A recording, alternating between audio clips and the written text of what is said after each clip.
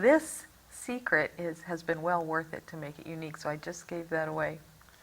Well, I know New Orleans is very exciting, and you're right about it being rebuilt.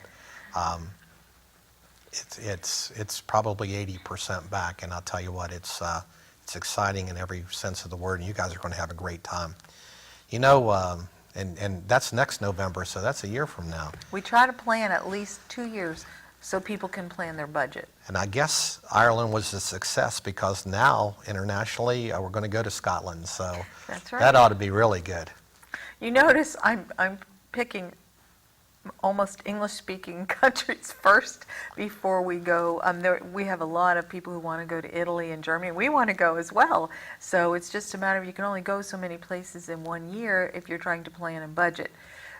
Scotland, we had a lot of people interested in that, and so we're going to start, of course, in Edinburgh and go through the castles and Scotland is very similar to Ireland, and of course, you know, there's a lot of people who are Scotch-Irish, so we have a lot of interest from people who would really like to go back, and of course, you know, you mentioned golf.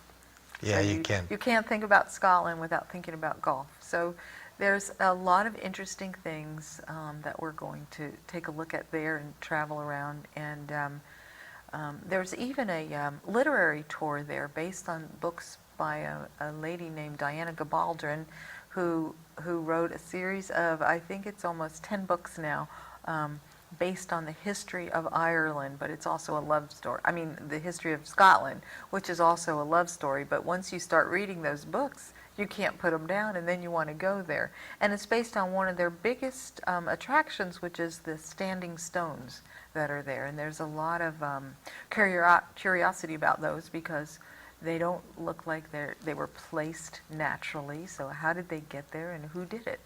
And that's some of the things we're going to be looking into there.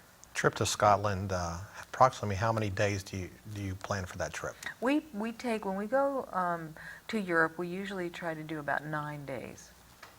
So 9 days, you can get there, you can recover, you can do a tour of the place, and you have kind of 2 days on your own before we go back, and it kind of gives you a really nice idea of what it's like there. We wouldn't want to go any shorter than that. We would want to go longer, but you know, with the economy being what it is, we try to do it. Sounds that way. like next year is going to be the international year because now you're going to go to the Galapagos. Galapagos, the Galapagos Well, I'm going to let you Islands. say it. Yeah. You're going to go to those islands, and I believe that that should be quite a trip because anybody that's read about those is unbelievable. Anybody who's interested in conservation and unique forms of wildlife understands that the Galapagos, in and of themselves, it's where the Darwin Research Center is, and where they looked at all these unique life forms. One of my favorite birds that's found only on the Galapagos Islands is the blue-footed booby. You know, just that alone should attract a lot of people. It's a unique bird. And they also have the huge, what the Galapagos is really known for, are the huge turtles that you see. And they have a turtle migration that goes on, and it's a safe place for them to breed. It's a breeding center, and that's where a lot of scientists go to study. It is a protected group of islands, so you're not going to find a lot of big hotels. You have to get there by boat. I think we found a way that you could fly in on a small charter to the islands if you wanted to skip the boat thing. But we're still working on exactly how we're going to do that. Again, it's going to be based on the cost. So once we get there, though, that's a different kind of group, though. That's not your usual. If you want to travel for shopping, this probably won't be the trip to go on. This is a trip for people who are interested in the environment, in nature, in the specific kinds of animals and mammals that you're going to see here that you wouldn't see anywhere else in the world. The trips that you've taken, you know, we talk about a mix with teachers and people that want to get educational credit and people that just want to go.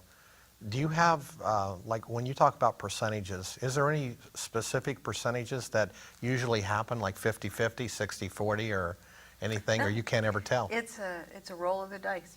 You never know. It used to be very skewed to teachers, So you would have maybe 80% teachers. Now, it's kind of interesting, we have probably, maybe about half are adults who are going back to school to complete an undergraduate. And a lot of them fall into like firemen, nurses, people who have been in a profession and now have decided they want to finish their undergraduate degree. And we have an opportunity with a unique degree program for working professionals where they can actually use their work experience to complete the degree. So they build a little portfolio, and they can use these kinds of trips as part of that. So technically, if somebody wanted to, they could bring their spouse or their, Yes. I say children, but they must be 21 years old, and it sounds like you could just make a nice vacation out of it. And now, when you get there, pretty much you stay as a group? Well, these are adults, Right.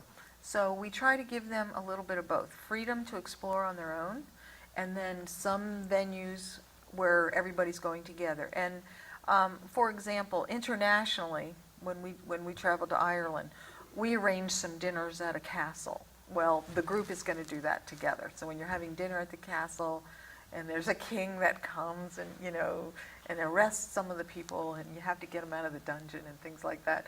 But generally speaking, you give them the lay of the land. Here's the lay of the land, and then you let them go on their own. So they don't feel like they're on a school trip or something. They can get the best of both. So they have a little bit of guidance, and then they also have a little time to go out on their own and explore or shop or whatever they want to do.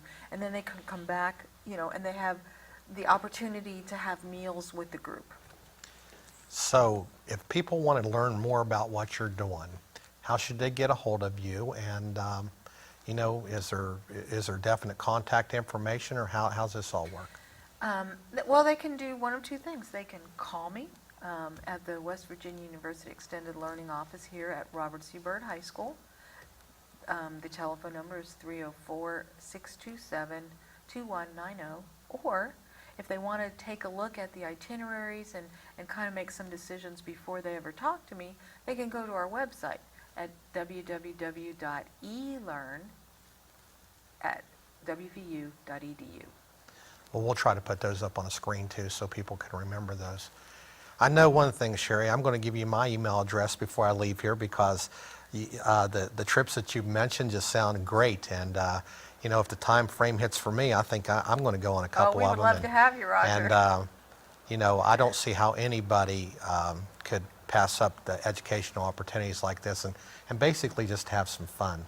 But I thank you a lot for being here today. And everybody can see that West Virginia University's travel program is well on its way. And after talking to Sherry today and everything, I think everyone out there can see that they could have a lot of fun on these trips and everything. And Sherry and West Virginia University invite each and every one of you to check it out and come see what's happening. Thanks.